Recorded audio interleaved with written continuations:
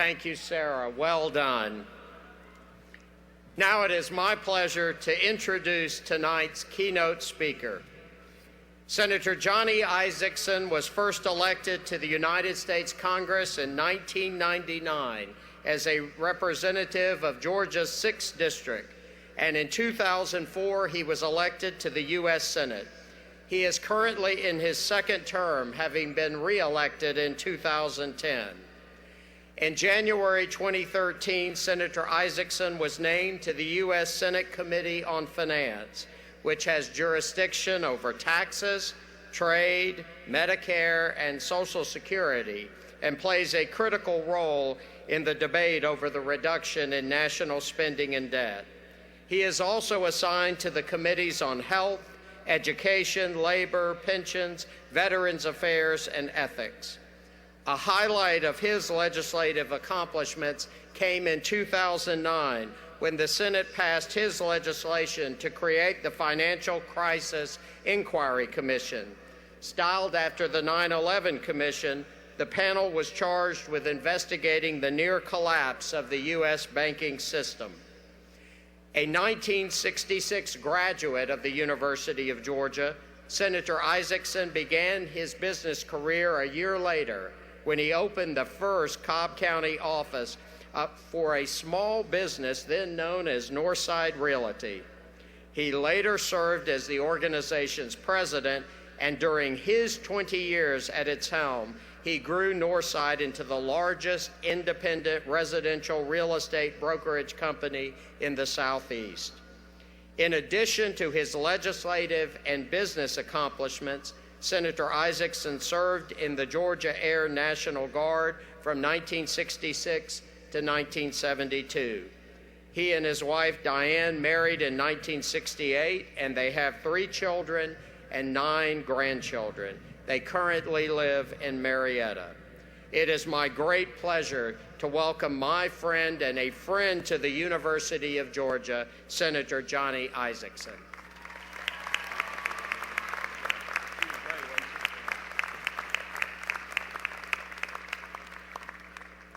Sarah, wow.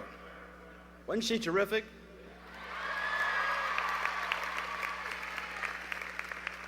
After that speech, they're all saying, make it quick, Isakson, get off the stage. President Moorhead, distinguished faculty, honored graduates of the class of 2014, parents, friends, significant others, children, aunts and uncles, granddads and grandmoms, congratulations, it's an honor to be here today. Now, I have to tell you a secret. When Jerry Moorhead called me up about 6 months ago and said, I want you to be the speaker at the spring commencement, I was ecstatic. This is my alma mater. 48 years ago, I graduated from the University of Georgia. All of my children graduated from the University of Georgia. My wife graduated from the University of Georgia. When I got that phone call, I was ecstatic, and I leaned back after I hung the phone up. I closed the door to my office, and I said, this must be the greatest speech you've ever delivered. So you better lean back and think for inspiration, because this is your one chance to climb the rhetorical heights of ecstasy. And so I thought if I could think back to my college graduation, all the memorable parts of it, and the great information I received, I could give a great speech tonight. And I remembered that day, June the 6th, 1996, a brand new Stegman Coliseum is where the ceremony was held. I remember the joy on my parents' faces for their oldest son, the first Isakson in America to graduate from an institution of higher learning. I even remembered the good-looking blonde who sat in the seat in front of me at graduation. But for the life of me, I couldn't remember who spoke at my graduation or what they said. And then I realized this is not about me, this is about you. And so for just a couple of minutes, I want to share with you something I call the 6 silent secrets of living a happy, successful, and fulfilling life. They really aren't secrets because every one of them's known. Each one's a part of the tenets of every major religion. Each one is a part of the theme of every Academy Award-winning motion picture. But still, they are secrets. And they're secrets because parents don't talk about them enough with their kids, professors don't talk about them enough with their students, and none of us adults talk about them enough with each other. But they're important secrets, and although I know you will forget who spoke at your graduation, I deeply care that you remember the 6 silent secrets of living a happy, successful, and fulfilling life. And the first one is learning. Today you graduate from an institution full of classrooms bordered by walls, time clocks, and schedules into the bigger classroom known as the world around you. Many of you are going to take your diploma, frame it, and hang it on the wall. I encourage you to carry it with you every day of your life and have it validated like a passport over and over and over again. If this ceremony was the end of your education, it wouldn't be called commencement, it'd be called terminal. But it's called commencement because all of us in life know that your education in college is something that you build on for your entire career. The body of knowledge has compounded every 7 years. It's been almost 49 years since I graduated. Knowledge has compounded 7 times since I left. Most of the things I learned here either aren't true or have been amended or have been added on to. But because I learned how to learn, I have built my body of knowledge to compete in this day and this time. So never stop learning. The most difficult subject I had to deal with upon being elected to the United States Senate was the ethics of embryonic stem cell research. I'm a real estate broker. I didn't know what that meant. But you know what I did? I got on the phone and I called the University of Georgia and I called Dr. Stephen Stice, an eminent scholar here, who is an eminent scholar and a knowledgeable person on embryonic stem cell research. He knew what dynamic nuclear transfer was. And he educated this real estate broker, so I was able to make intelligent votes and contribute to the United States Senate. This university will serve you long after your diploma if you take it with you and have it validated over and over and over again. The second silent secret is respect. And the nation's conscience and Georgia's favorite son, Martin Luther King Jr., said it best. Always judge man by his character, never by the color of his skin. We are all different, each and every one of us. We're different sizes, different shapes, different orientations, different religions, different ages, different sexes, different ethnicity, but we all have gifts from God to contribute. Society is a fabric of everybody contributing together. When I speak at high school graduations, I always tell the 235-pound middle linebacker who's an all-state athlete, don't you ever kick sand in the face of the 135-pound math and science whiz, because one day he or she may hold the scalpel to operate on your knee. Every one of us has a time and a place and a talent to offer to everyone else. And your adults in this room will tell you that life is about relationships. Relationships are about respect. The older you get, the more you tend to realize you meet people a second time along the way in life. And it's always true. They will treat you the second time reciprocal to how you treated them the first time. The third silent secret is ethics, and I know everybody's leaning back saying, here's an American politician, a United States Senator talking about ethics. Those guys do nothing but create special prosecutors, investigatory committees, and are always trying to find out what's right and what's wrong. When it's really very simple, there's a rule for what's right and what's wrong. It's called the golden rule. You treat people like you'd like to be treated. You know, I was in business 33 years. I know a lot of people who made an awful lot of money. And I know a lot of them who lost it. And the difference in the ones who made it and kept it and the ones who lost it, the ones who made it and kept it knew that life was a win-win game, not a win-lose game. They knew if you left something on the table for the other guy, they'd come back to do business with you. Dollars would come to play in your backyard just to see what kind of person you are. But if you had to have the last dime, you might get it once, but never a second time from that individual. My favorite author, Mark Twain, once said it best. When confronted with a difficult decision, do what's right. You will astound a few, and you'll amaze the rest. We all have the same voice at the back of our head. It's our conscience that always raises that little alarm when we're confronted with a question where it might go either way. But always do what you do when everybody's looking. Don't just do what you do when nobody's looking, because the ethics and the way you treat other people is the basis for the foundation of the success you will have in life. Now, the fourth silent secret is love, and I'm not suggesting that what we're talking about when you daydream every once or twice a day. I'm talking about the love of the people and the institutions that have contributed to get you to where you are, and the ones in the future who will. You need to repay that love with respect, with hugs, and sometimes with your money and your talents. For example, the very first check you ought to write after this graduation is to the Alumni Association at the University of Georgia, or to the Capitol Campaign, or to the Foley Field building construction campaign. This university has been built in part on tax dollars, but 3 times as many dollars have been privately given and donated by organizations and institutions. The University of Georgia is everything it is because of those that have given. And you owe it to this university to give back. I've done it, and you should do it. And there's a great feeling. It's not a tuition that you're paying, it's you're paying back for what's been given to you. You know, I always love what Will Rogers said about love. He was once asked in the Wall Street Bankers Club in New York City, a guy at the back of the room raised his hand and said, "Mr. Rogers, you've known all the great men of your time, artists, writers, statesmen. There's perhaps nobody you can't call by first name who's a success. Mr. Rogers, would you please tell us in one sentence what you think the secret to living a happy, successful, and fulfilling life is?" Without a moment's hesitation, Will Rogers said, "Always love people and use things. Don't ever use people and love things."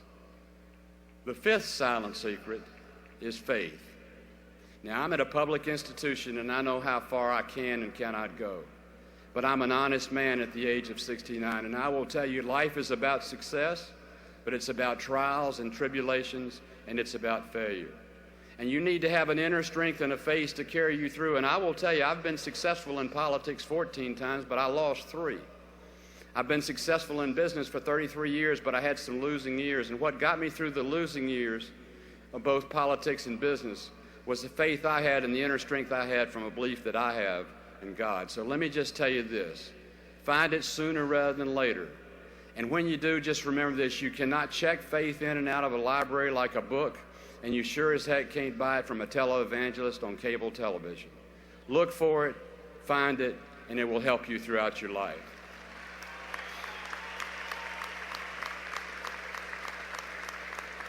Now, lastly, the 6th silent secret is to dream. Now, I'm not talking about goal setting. I'm talking about turning the lights off like I did to prepare this speech. Get yourself all by and think, if I could be anything, what do I want to be? We live in the greatest country on the face of this earth. People have volunteered and died to protect the opportunities that we have. In fact, every generation of Americans have donated their sons to go to war to protect our ability to freedom and liberty, your ability to assemble, my ability to say what I want to say. We live in the greatest country on the face of this earth. You can be anything you want to be. Let me tell you a little story. Let me tell you about the 135-pound math and science quiz in my senior class in high school. His name's Kenny Asher. Kenny and I went to our graduation in the Chastain Memorial Amphitheater in Atlanta next to Dykes High School, where we went to high school. Our party after our senior party after that graduation was at Robinson's Tropical Gardens, which was a Butler building on the Chattahoochee River where nobody went to so we could make all the noise we wanted to and nobody'd mind. It's now called Canoe's Restaurant, and some of you have been there. About 11 o'clock, Kenny and I went and sat on the steps and watched the Chattahoochee River go by and started talking about what we were going to be now that we'd grown up and graduated from high school. And I told Kenny about my dreams. And then I let him talk about his. And he said, you know, I'm going to Columbia University on a full scholarship for math and science. And I'm going to do everything I can to do good. But you know what I really want to do? I want to write great music and entertain millions of people. And I thought to myself, this scrawny little booger, he's not going to ever be able to do something like that. But I didn't say it to him because I didn't want to blow out his candle. I didn't see Kenny for 6 years until I was in Minneapolis, St. Paul, riding to a hotel to go to a meeting at night, looking out the window of a cab, going by the Majestic Theater in Minneapolis, St. Paul. And there on the marquee it said Woody Herman and his orchestra, accompanied by Kenny Asher. And I said, the little booger has made it. So I got to the hotel and I called the theater and I got the night watchman. I said, look, when the musical's over and Woody Herman quits, there's a piano player up there named Kenny Asher. Would you give him this room number and number at the hotel and tell him Johnny Isakson called? And if it's the same Kenny Asher I knew in school, call me up. 3 a.m., you know how musicians are, the phone rings. I said, Kenny, you've made it. He said, no, I haven't made it. I've just been lucky. And I want to interject here that luck is when opportunity meets preparation. And I said, what do you mean? He said, well, you know, I went to Columbia and I did good in math and science. But I stole off and played a lot of music, too. In fact, I went into New York City and played in Greenwich Village. And I met a guy named George Kablik, and George introduced me to a guy named Frank Foster. And Frank Foster had a touring jazz band, and he asked me to fill in one night for him on piano, and I did, and he liked it. Said a few weeks later, Woody Herman's piano player had a heart attack, couldn't finish a tour, and Frank recommended me to Woody Herman. And I met him in Washington, D.C., and did a 2-night gig, and it turned out good enough he took me all over the country with him. But I haven't entertained millions of people yet, and I haven't written any great music. I haven't made it. I said, well, Kenny, you will one day, I'm sure. And we kept up with each other, where a few years later he wrote and produced the songs for Barbra Streisand and A Star Is Born. Later he played with John Lennon and Yoko Ono on a concert in New York City. And I kept saying, Kenny, you've made it. He kept saying, no, I haven't. One day I'm going to write great music and entertain millions of people. And then on a Saturday afternoon in 1979, my wife and I took our 4-year-old daughter, Julie, and 7 of her friends to the Roswell Theater to see the great hit movie of 1979, The Muppet Movie. Now, y'all remember The Muppet Movie. Kermit the Frog sitting on the lily pad, strumming his banjo, singing The Rainbow Connection. It was a beautiful movie and a great song. Well, after the movie was over, when you've got 8 little girls at a movie theater that's dark, your wife sits on one end of the row, you sit on the other, and you hem them up until everybody's out of the theater. And when you do that, you don't have anything to do except watch the Roman numerals go by on the screen. But I sat there and I watched as the production went by, I watched as cosmetology went by, I watched as costume went by, and then all of a sudden it said music. The Rainbow Connection. Arranged, produced, and written by Kenny Asher and Paul Williams. And I said, dadgummit, the little boogers made it. The next Monday, he was nominated for an Academy Award by the Academy of Arts and Sciences, and they were nominated for a Grammy. And that song today is still one of the most played songs in the history of music all over the world. So Kenny Asher's dream of one day writing great music and playing before millions of people came true. And I urge you at this point in time in the speech to think about the last verse of the Rainbow Connection. I want to share it with you. Sometime you'll find it, the Rainbow Connection, the lover and the dreamer in you. As your graduation speaker tonight, I want to tell you the Rainbow Connection is there for you if you're just willing to dream the impossible dream. If you're willing to continue to learn throughout your life. If you're willing to respect your fellow man and treat everybody with ethics and principle. If you're willing to love those who've gotten you to where you are and are going to take you to where you're going to be.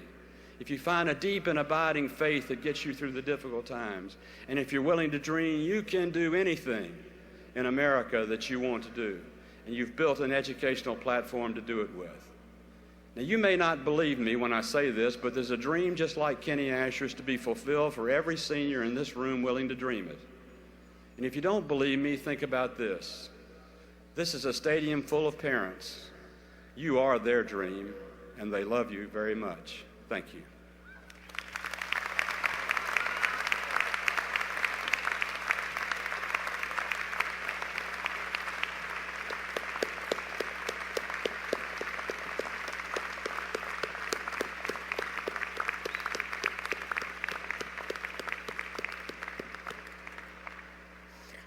Thank you, Senator Isakson. We're truly honored by your presence tonight and deeply appreciative of your message of wisdom and inspiration.